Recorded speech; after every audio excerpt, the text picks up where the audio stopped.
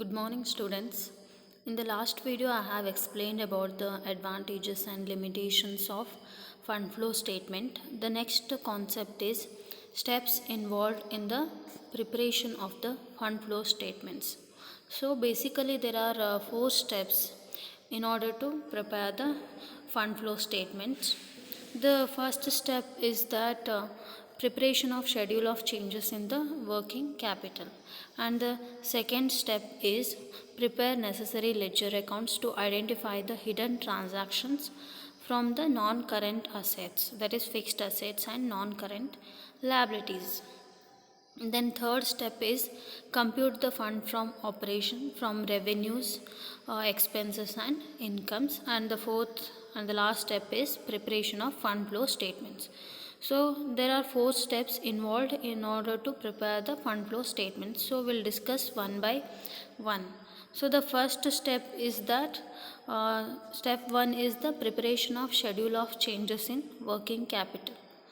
So here, what is working capital? Working capital is the capital required for the day-to-day activities, and how we can calculate the working capital, that is current assets minus current liabilities, we will get the working capital. So the schedule of changes in the working capital, it is prepared by comparing the current assets and current liabilities of two periods. So here, in order to calculate the schedule of changes in working capital, we require the current assets and current liabilities of two different year or period. So the purpose of this statement is to find out the net changes in the working capital. Why we have to prepare this schedule of changes in working capital? In order to find out the net change in the working capital. And the working capital means it is the capital required for running the day-to-day activities of the business. So how this working capital is calculated?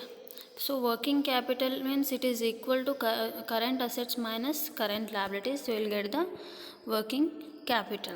So what are the current assets? Current assets means they are the short-term assets of a business. Short-term assets means these assets can be easily converted into cash. And examples of the current assets are cash, bank balance, bills receivables, debtors, stock, prepaid expenses, etc. All these are the examples of current assets. Next, current liabilities means current liabilities are the short-term liabilities of a business, which we have to liabilities means which we have to pay. The business has to pay. It is an obligation for the business.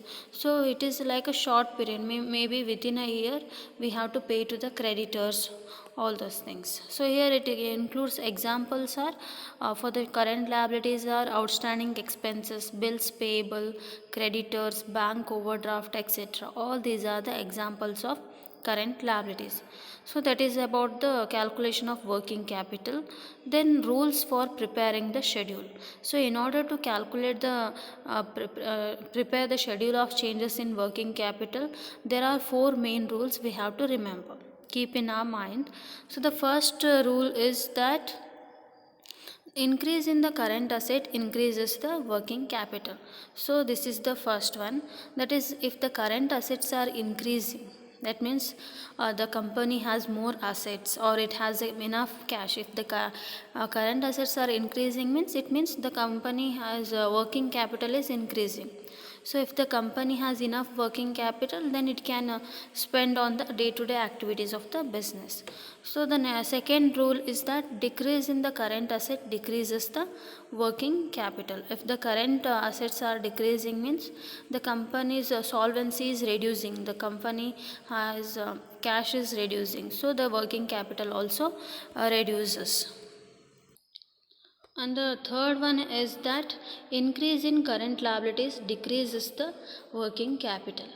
See here it is the opposite of current assets. If the current liabilities are increasing means the company has to pay more, right? So here if the company has to pay more means automatically the working capital will reduce. So next one is the last or the fourth rule is decrease in the current liabilities increases the working capital. If the company's current liabilities are decreasing means the company has to it has to spend less for the creditors or any other person, suppliers. So if it has to pay less means the company has enough cash. So if the cash is more means the working capital also increases. So all these are the four rules we have to keep in mind in case of preparing the schedule of changes in the working capital. So next we'll see the format of the schedule of changes in working capital. So this is the format: particulars, previous year, current year, changes in working capital, increase or decrease. So here in this format, in the problem they will give the information of 2 years, that is previous year and current year, present year. Next we have to calculate the changes in the working capital and the working capital. So here first we have to record the current assets, that is we are considering it as A. First record all the current assets: cash, bank, debtors, bills receivable, inventories, that is stock, prepaid expenses and short term loans and advances. Then that is of previous year and current year you have to record for all the items given. Then we have to make a total, that is the total of current assets.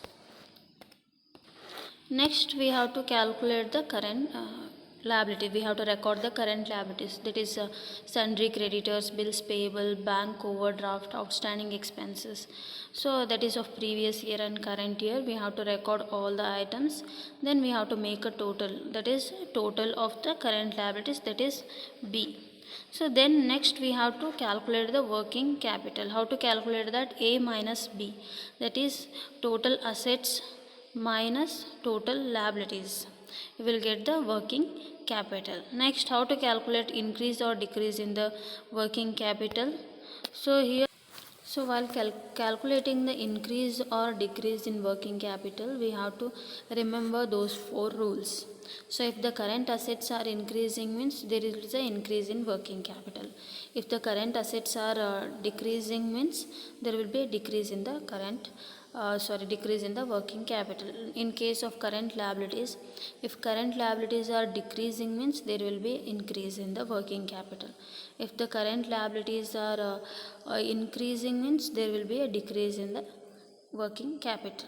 So like that you have to calculate the changes in the working capital. So this is the format of the schedule of changes in the working capital. So this is the first step to calculate the fund flow statement.